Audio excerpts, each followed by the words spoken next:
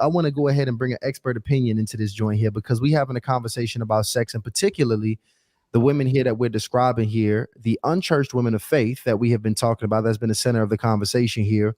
Okay. And we talked about how they can just generally have some struggles because they don't know. They almost feel like that feeling, that natural feeling of horniness, right? Might even be a Right. bad word, might even be a bad feeling, is what Tora was here telling us. And would you say she's right on path with the truth there? Of course, of course.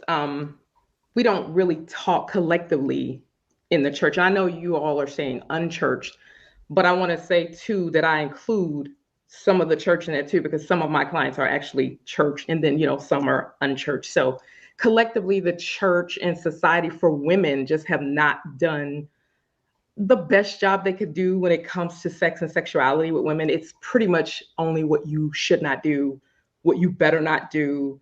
One of the biggest ones we always hear is don't awaken love before it's time, even though that's not even talking about what everybody keeps saying it is. But what about the women, if we're going to use that, what about the women who awaken that love when they were teenagers?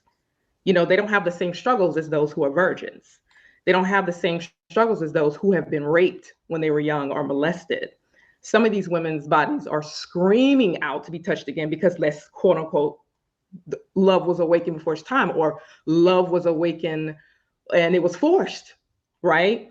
So we're doing the purity culture, and we're doing the, don't have sex before you're married. And the message is actually not an equal message because it's taught primarily to women and not to men. So I always ask the question, if we're telling women to wait until marriage, not saying I'm against that, I'm just saying if we're telling them that, and we're not telling this collectively to men, who are these women waiting on? Who are they waiting on? Men who have been out here doing whatever they do. And these women have been waiting and struggling and whatnot. And then they're getting with men who are way more experienced because these women are out here in celibacy, right?